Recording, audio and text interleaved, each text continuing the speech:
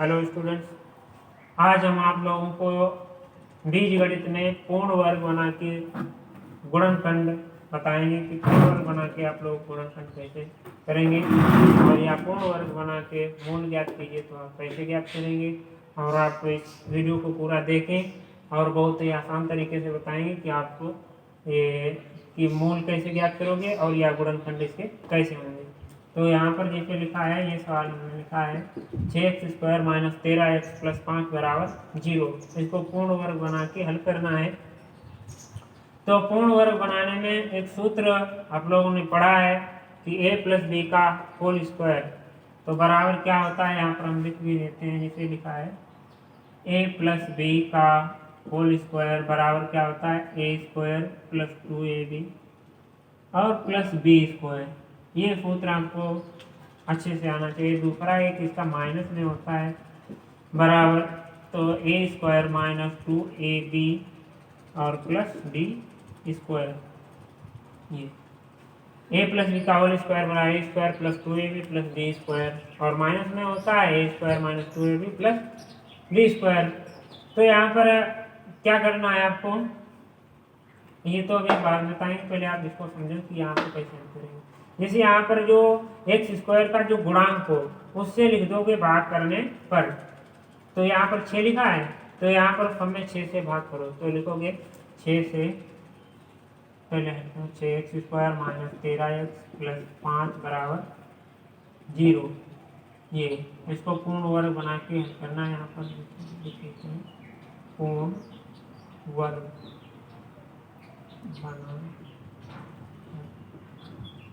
बनाकर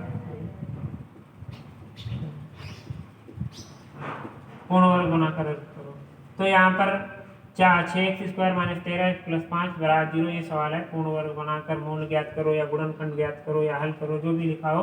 तो पूर्ण वर्ग कैसे बनते हैं, जो यहाँ पर x² का गुणांक हो उससे भाग करोगे। तो यहाँ पर 6 लिखा है, तो यहाँ लिखेंगे 6 से भाग करने पर, जितना लिखा उससे आप लिख देंगे भाग करने पर, तो 6 से भाग करने पर लिख देंगे।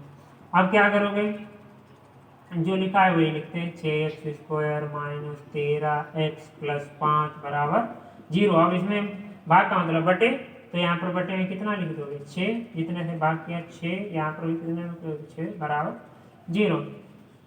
और यहाँ पर 0 भाग हो गया 6 से सब में। अब जो कट जाए उनको काट दो, 6 और 6 कट जाएंगे।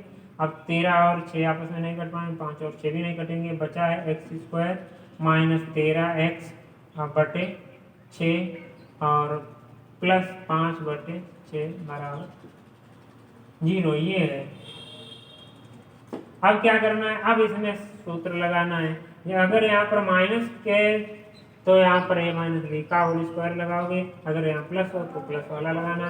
तो यहाँ पर a - b का होल स्क्वायर कैसे लगाएंगे, तो यहाँ पर x² है, तो इसका मतलब ये क्या है, a²। तो यहाँ पर हम x का वर्गमूल लेंगे, x² माइनस, अब सूत्र से बिल्कुल रखना है, a² था तो हमारा x² हो गया। फिर सूत्र में लिखा है -2ab, तो 2 लिख लिया, गुणे a के स्थान पर अपने सवाल में देखो कितना है, केवल x है, तो यहाँ पर हमने x लिखा, गुणे अब b के स्थान पर क्या करोगे, b का स्थान पता नहीं होता है पूर्ण वर्ग में, तो वहां पर हम कुछ नहीं लिखेंगे, यहाँ पर हम रिक्त स्थान छोड़ देते हैं, या समझने के लिए हमने एक छोटा सा बिंदु लगा दिया।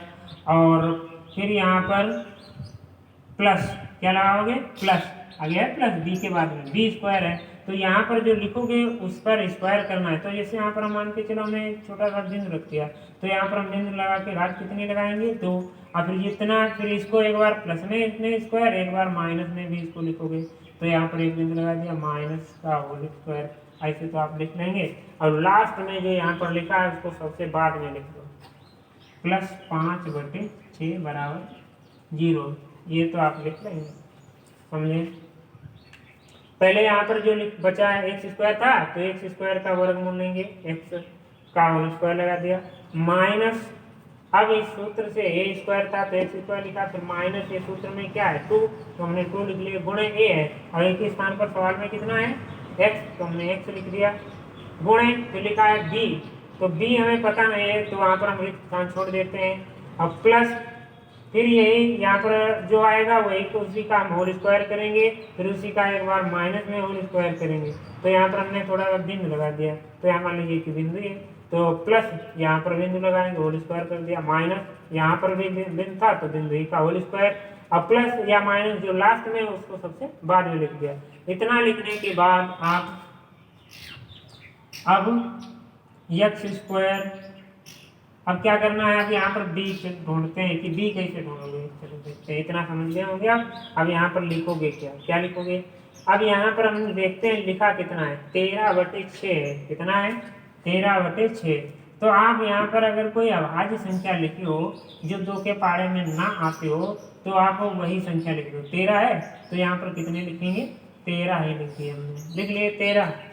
अब बटे में जितना लिखा है, बटे में जो लिखा हो उसका दूना यहाँ पर लिख दो। बटे में जो है, अगर बटे में संख्या हो तो यहाँ पर कितना लिखोगे, जो लिखा है उसके दूने लिख दो। कितने लिखोगे, 6 के दूने कितने होंगे, 12। तो हमने लिख दिए 12। तो यहाँ पर हो गया 13/12। कितना बन गया ये, 13 जहाँ पर हमने बिंदु लगाया था वहाँ बना 13/12। तो फिर यहाँ पर भी बिंदु लगाया तो यहाँ पर भी हम क्या लिखेंगे, 13/12। 13/12। फिर यहाँ पर भी कितने लिखेंगे, 13/12। इतना लिखेंगे। अब क्या करोगे, देख 13/12। अब ये लिखा है a² - 2ab + b²। अब इसका संक्षिप्त रूप क्या है, a - b का होल स्क्वायर।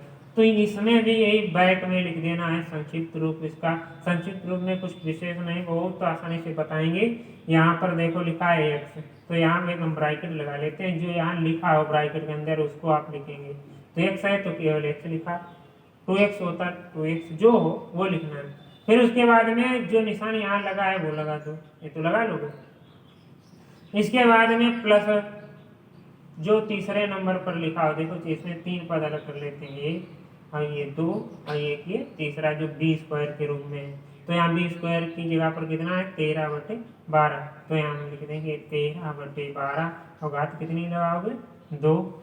अब यहाँ पर घात 2 लगे। अब ये तो सब सूत्र में संक्षिप्त में चले गए। यहाँ बचा क्या है, माइनस, यहाँ 13 का होल स्क्वायर है, 13 का वर्ग लिख दो। कितना होगा 13 का, बताओ, 13 का 169 और 12 की तो कितना होगा 144 और प्लस 5/6 ये होगा, अब बराबर 0। इतना करने के बाद अब जो ये होल स्क्वायर है इसको ऐसे नोट करते रहो, x - 13/12 का होल स्क्वायर, फिर यहाँ बराबर का निशान लगा दो। ये जो इधर प्लस के हैं वो माइनस होंगे, जो माइनस है वो बराबर पे उधर ले जाओ तो किसके हो जाएंगे। तो ये माइनस है तो क्या होगा, प्लस 169/144 और ये प्लस है तो -5/6। अब इसके बाद में यहाँ पर कितना है, 6 है और यहाँ पर 144 है। तो इसको हमें बराबर करना है। क्या करना है, यहाँ पर भी हर बराबर होगा तभी तो हल होगा, ये भिन्न का फल होना है। तो यहाँ पर हम गुणा का निशान लगा लिया। अब यहाँ पर हमें 144 लाना है, तो 6 का पढ़ा कितनी बार पढ़ोगे कि 144 आ जाए, क्योंकि यहाँ पर 144 है। नहीं मालूम है तो क्या करोगे, जो यहाँ पर संख्या लिखी है उससे इसमें भाग करो और जो भागफल आए वो यहाँ पर लिख लो। तो यहाँ पर जैसे 6 से हम 144 में अलग यहाँ पर हम भाग करके दिखाते हैं। जैसे 6 है और भाग कितने में, 144 में। 6 से भाग करोगे 6 दूनी 12 और 2 बचेंगे, फिर 4 उतारोगे, 6 24। तो यहाँ पर भाग 24 से कुछ नहीं बचेगा, तो भागफल कितना आया, 24 आया। तो इसका मतलब है हमें यहाँ पर कितना लिखना चाहिए, 24। या इतना ना करो तो 6 का पहाड़ा 14 में कितनी बार जाएगा, 2 बार। 6 दूनी 12, 2 बचेंगे, 4 24 होगा, 6 24। जितने नीचे लिखो उतने ऊपर लिखो, 24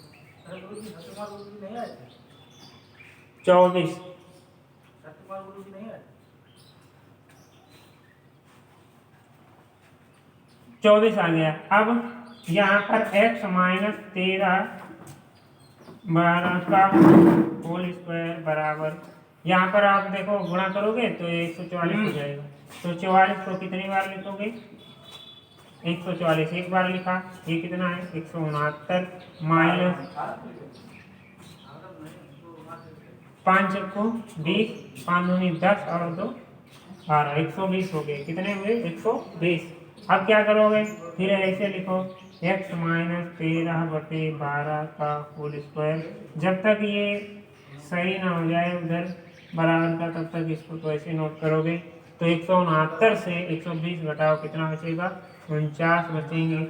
169 से 120 घटाओ 49/144, इतना आ गया आपका। अब क्या करोगे देखो समझो।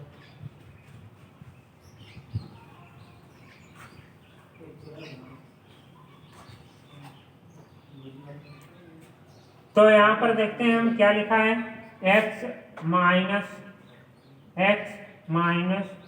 13/12 का होल स्क्वायर बराबर, यहाँ है 49 लिखा है 49, और ये तो यहाँ आपने लिख लिया है, यहाँ पर ये कुछ नहीं करना। यहाँ पर अब क्या करोगे, जब ये कंप्लीट हो गया तो हम देखेंगे कि 49 का वर्गमूल बन जाएगा, 144 का बन जाएगा, 49 का 7 होता है, ये सब बन जाएगा। तो अब क्या करोगे, इसका जो घात 2 लगे इसकी घात हटाओ, तो यहाँ पर वर्गमूल लेने पर लिखोगे, क्या लिखोगे, वर्गमूल लेने पर, या x माइनस 13/12 इतना लिखा, घात हट गई। अब जब इधर की घात हटाओगे तो इसके ऊपर क्या लगा दोगे, रूट लगा के लिखो 49/144, 49/144। अब x माइनस 13/12 बराबर, अब रूट लगा दिया। अब जब इसका रूट हटाओगे, जब रूट हटेगा तो इसके वर्गमूल लिखोगे। 49 का कितना है 7, अब 144 का कितना होता है 12, 144 का वर्गमूल 12। तो यहाँ पर प्लस माइनस के वर्गमूल किसमें लिखोगे, प्लस माइनस में। अब ये आ गया, तो यहाँ पर एक बार प्लस में इसका मान लो, एक बार माइनस में। तो धनात्मक चिन्ह लेने पर लिखोगे यहाँ पर धनात्मक चिन्ह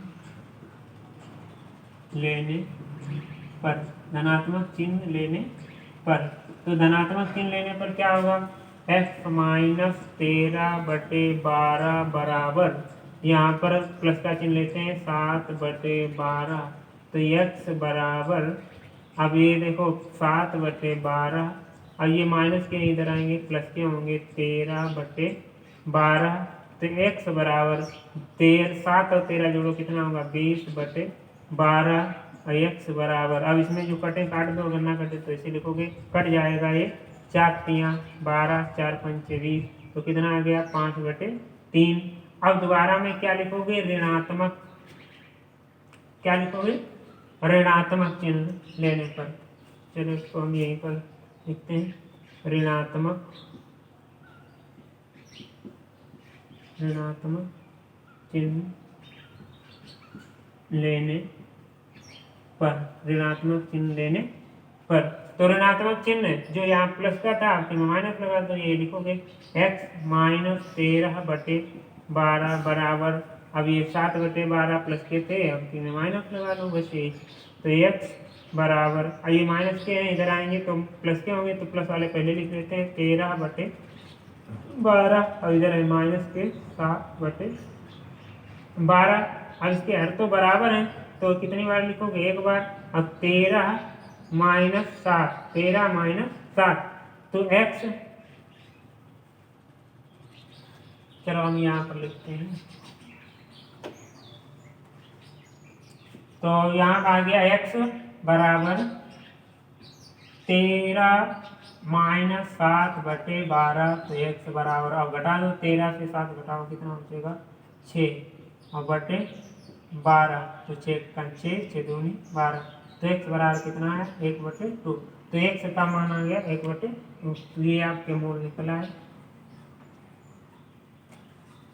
तो अब लिख दोगे, अतः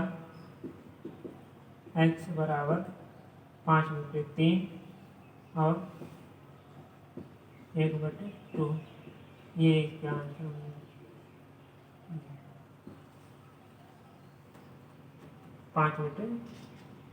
कितना है 5/3 और 1/2, तो ये आपके मूल निकला है। पूर्ण वर्ग फिर बना के मूल जाता है। तो ये आपके समझ में आ गए होंगे पूर्ण वर्ग बनाना। अगर नहीं समझ में आए तो आप कमेंट करके बताएं, हम फिर से आपको समझाएंगे। और आगे यहाँ पर हम कुछ सवाल लिख रहे हैं, आप इसको लगा के देखना। दूसरा सवाल देखो, यहाँ पर एक सवाल है 2x² माइनस 7x और +3 बराबर 0, ये दूसरा सवाल है। तो इसको आप हल करेंगे पूर्ण वर्ग बना के। और क्या करना है, यहाँ पर जैसे 2 लिखा है तो आप ये लिख देंगे, 2 से भाग करने पर फिर सबके बच्चे 2 लिखेंगे। फिर आप एक a-b का होल स्क्वायर फार्मूला का प्रयोग करेंगे और बिल्कुल इसी तरीके से आप हल करेंगे।